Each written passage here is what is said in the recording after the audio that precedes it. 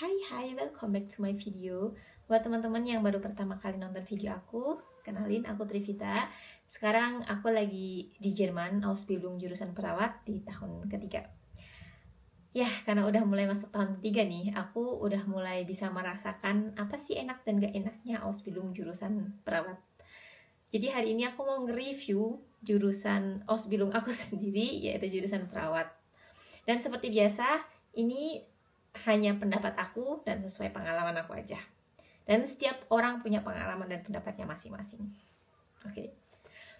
Iya, buat teman-teman yang mungkin belum tahu, jadi mulai tahun 2020 kalau nggak salah, sistem Ausbildung perawat di Jerman itu diperbaharui. Jadi sebelum tahun 2020, sistem Ausbildung di Jerman itu masih yang dibagi-bagi sesuai fokusnya masing-masing. Contoh nih, kalau misalnya kalian fokusnya untuk orang-orang yang sudah lanjut usia, yang biasa prakteknya di panti jompo, itu titelnya kalau kalian selesai Ausbildung adalah Altenpflege atau Altenpflegerin. Kalau misalnya fokus kalian itu ke bayi, anak-anak, atau remaja, itu sebutannya adalah Gesundheit und Kinderkrankenpflege atau Kinderkrankenpflegerin. Kalau kalian fokusnya ke rumah sakit untuk orang dewasa, ada titelnya sendiri juga, yaitu Gesundheit und Krankenpflege atau Krankenpflegerin atau yang sering disebut Krankenschwester. Sedangkan sekarang, dengan adanya sistem baru, yang sistemnya itu dinamakan Generalistischen Pflegeausbildung, adalah kombinasi dari fokus-fokus yang tadinya sendiri-sendiri sekarang jadiin satu, yang nanti titelnya adalah Pflegefachfrau atau Pflegefachmann, atau yang sering banget disebut sebagai Pflegefachkraft. Sampai situ semoga kalian paham. Nah, berarti sekarang ini aku Ausbildung dengan sistem yang Generalistischen Pflegeausbildung, yaitu benar-benar belajar semua fokus-fokus yang dulunya dibagi di fokus-fokusnya masing-masing, sekarang jadi satu dalam satu kombinasi, atau dalam bahasa Jawanya itu komplit-komplit gendeng seng, jadi satu gitu. Tentunya ada kekurangan dan kelebihannya dong, dan kali ini aku akan bahas itu sesuai pendapat aku. Tapi sebelum itu, pasti banyak yang nanya nih kan, kenapa kok diubah gitu sistemnya. Aku kurang dapat info ya tentang hal ini, cuma aku pernah dengar katanya dulu tuh kekurangan tenaga kerja khususnya di panti jompo. Karena kebanyakan yang ngambil jurusan Ausbildung Pflege atau perawat itu akan ngambil di rumah sakit, entah itu rumah sakit untuk orang dewasa atau rumah sakit untuk anak-anak. Seringnya di situ. Jadi si Altenpflege atau Altenpflegerin ini tidak terlalu banyak, makanya kekurangan gitu. Makanya dibikinlah sistem ini biar lebih efisiensi katanya. Katanya ya, aku kurang tahu ini fakta atau enggak. Ya, dan sekarang masuk ke pendapat aku. Dan jujur ini di kelas aku ya. Di kelas aku itu ini jadi pro dan kontra. Ada sebagian orang yang bilang sistem ini itu bagus. Karena dari awal mereka belum tahu nih, mereka mau kerja di mana. Dan mereka nggak tahu fokus mereka mau kemana. Mau fokus ke anak-anak, atau fokus ke orang dewasa, atau fokus ke orang lanjut usia, atau fokus ke psikiatri. Kalian tahu ya, psikiatri atau psikiatri. Masih bingung nih mereka. Makanya menurut mereka sistem ini bagus. Karena dengan sistem ini kalian kan belajar komplit ya tentang semuanya. Dan prakteknya juga di semua tempat. Nggak cuma dari satu fokus aja. Tapi kalian juga praktek di rumah sakit khusus orang dewasa, rumah sakit untuk anak-anak. Kalian praktek di panti jompo, praktek di ambulante dienst, dan praktek di psikiatri juga.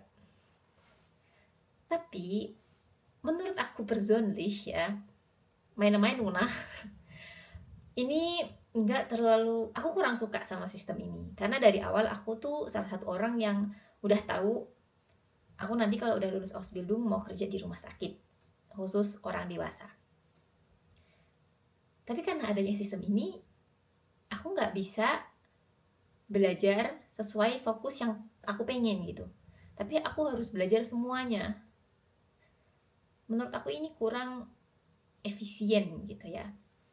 Karena aku ada alasannya kenapa aku bilang kayak gitu. Tadi aku bilang kan, aku harus praktek ke beberapa tempat. Waktu itu aku harus praktek ke panti jompo selama 3 bulan. Aku harus praktek di ambulante Dienst sekitar 2 bulanan lebih. Terus aku praktek di psikiatri itu 1 bulan lebih 1 mingguan. Terus aku praktek di rumah sakit anak itu juga sekitar 2 bulanan. Kalau dihitung semuanya hampir ya 8 bulanan lah ya. Kalau aku pikir-pikir lagi nih, di 8 bulan itu sayang banget. Karena Ausbildung itu kan cuma 3 tahun. 8 bulan aku bener-bener keluar dari fokus yang aku pengen gitu. Dan itu cukup membuang waktu aku, menurut aku ya. Bukan berarti aku nggak belajar sama sekali. Aku belajar tentu aja. Dan menarik juga. Menarik. Dapat pengalaman baru juga tentunya. Tapi menurut aku nggak harus sampai berbulan-bulan lamanya gitu. Katakanlah, contoh, bikin aja lah kayak gini. Di panti jompo misalnya 1 bulan aja gitu. Di ambulante Dienst 1 bulan. Di rumah sakit khusus anak misalnya 1 bulan aja. Terus di psikiatri misalnya juga 1 bulan aja. Oke lah 1 bulan lebih 1 minggu, oke lah. Nah itu kan lumayan ya kan. Jadi gak terlalu lama gitu.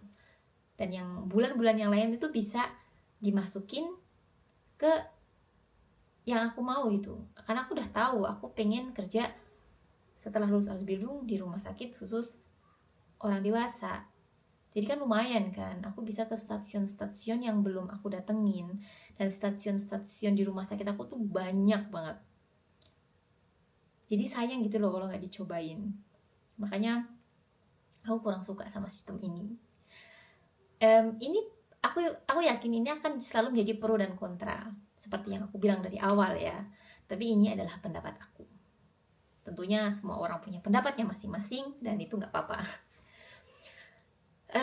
Ya, dan tapi di tempat aku Ausbildung itu ada istilahnya Vertiefung atau pendalaman gitulah ya. Jadi fokus mana yang ingin kamu dalemin gitu. Dan itu sudah kita tentukan tuh dari awal kita masuk Ausbildung. Di Vertragnya itu ada ditulis. Dan Vertiefungnya itu kalau nggak salah ada 3 atau ada 4 gitu, aku lupa ya. Yang aku tahu sih ada 3 ya. Sorry kalau aku salah, tapi kayaknya ada 3. Yang satu itu Vertiefung Akutpflege. Akutpflege itu yang tadi aku bilang khusus orang dewasa, di rumah sakit khusus orang dewasa. Terus ada pediatri. Pediatri itu khusus anak-anak. Terus sama ada psikiatri atau yang dengan gangguan penyakit seperti contohnya ya bipolar, schizofrenia, dan lain sebagainya. Ada juga geriatri harusnya, yang khusus untuk orang tua ya, geriatri, atau yang biasanya di panti jompo.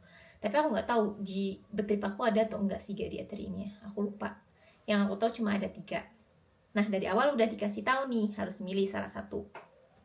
Kalau udah milih, di akhir tahun kedua itu bakalan ditanya lagi. Jadi kalian mau kemana gitu. Cuma kalau nggak salah tuh ada 2 kemungkinan. Yang satu Kinderkrankenpflegerin, yang satunya lagi tetap di generalistik atau Pflegefachfrau, Pflegefachmann. Dan ini ada kekurangan dan kelebihannya. Buat kalian yang nantinya milih, aku mau milih di kinder aja, bener-bener kinder. Jadi kalian nggak generalistik lagi, tapi di kinder gitu. Nanti kalian bakal lulus dengan titelnya Kinderkrankenpflegerin atau Kinderkrankenpflege. Aku nggak tahu ini di semua Betrip ada atau tidak, tapi di Betrip aku atau di rumah sakit aku masih ada. Sedangkan yang lain, yang nggak ngambil Kinderkrankenpflege atau Kinderkrankenpflegerin, itu tetap generalistik. Dan aku memilih untuk tetap di generalistik. Alasannya, pernah ada yang bilang, salah satu guru atau dosen gitu, yang bilang kalau misalnya Kalau kamu ngambil Kinderkrankenpflege atau Kinderkrankenpflegerin sebagai titel kamu nanti setelah lulus, itu hanya bisa digunakan, sertifikatnya digunakan di Jerman aja. Sedangkan kalau kamu nanti titel kamu keluar Ausbildung itu Pflegefachfrau atau Pflegefachmann, Generalistische Pflegefachfrau atau Pflegefachmann, itu bisa digunakan di negara-negara Eropa. Jadi nggak cuma di Jerman aja.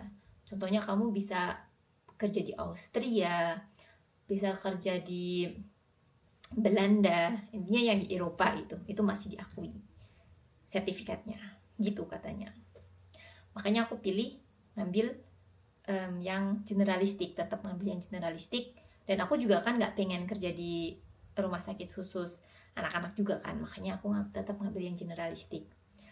Ini tentu ada kekurangannya buat kita yang ngambil generalistik, karena yang artinya nanti kalau pas exam atau pas ujian akhirnya kita tuh bener-bener semuanya diujikan.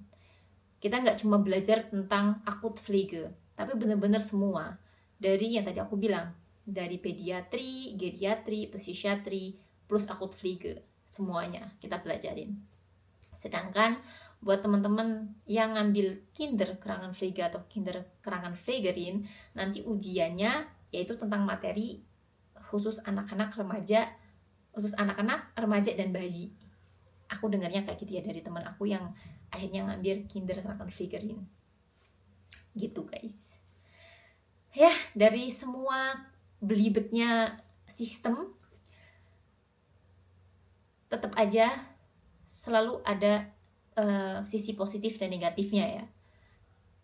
Dan kayaknya dari semua sistem pendidikan, nggak cuma di Jerman aja, di Indonesia juga pasti ada negatif dan positifnya. Tergantung kita nanti memposisikan diri kita tuh di mana. Dan ya, semoga ini bermanfaat buat kalian yang mau ngambil Ausbildung jurusan perawat, biar kalian tahu, oh ternyata sistemnya kayak gini, kayak gitu. Dan aku dengar-dengar di kayaknya kelas angkatan 1 tahun atau 2 tahun setelah aku gitu, 1 tahun kayaknya, 1 tahun setelah aku, itu bahasa Jerman dijadiin mata pelajaran guys. Di angkatan aku nggak ada bahasa Jerman sebagai mata pelajaran, itu belum ada, nggak ada. Tapi angkatan 1 tahun setelah aku, kalau aku nggak salah, di petrip aku, bahasa Jerman itu dijadikan mata pelajaran. Jadi nanti ada LEB atau klausurnya atau ulangannya juga. Aku kurang tahu apakah itu akan berlanjut sampai nanti, sampai lama, atau hanya di beberapa tahun ini, dan apakah itu di semua petrip seperti itu. Tapi yang aku udah dengar, berarti satu di betrip aku udah ada bahasa Jerman sebagai mata pelajaran, sama satu lagi ada di betrip yang lain, itu yang khusus di panti jompo, itu juga bahasa Jerman dijadiin pelajaran. Aku kurang tahu ya, itu bakal bertahan lama atau enggak. Intinya yang aku dapat infonya kayak gitu. Ya, lagi itu ada positif dan negatifnya. Siapa tahu dengan adanya bahasa Jerman sebagai mata pelajaran, kalian dapat kursus bahasa Jerman gratis. Kalian nggak perlu kursus di tempat lain. Itu enaknya ya kan. Ya gitu sih. Masih ada beberapa hal yang aku kurang suka dari sistem ini tentunya. Tapi nggak menutup aku juga tidak yang naif terus bilang sistem ini jelek. Sistem ini juga ada bagusnya juga, tentu ada ya, cuma buat aku tuh adalah yang aku kurang suka gitu ya. Semoga bermanfaat. Sekali lagi kita ngobrol-ngobrol lagi next Semale ya, dan semoga kalian gak bosen-bosen nonton video aku. Sampai di video-video aku selanjutnya. Ciao ciao.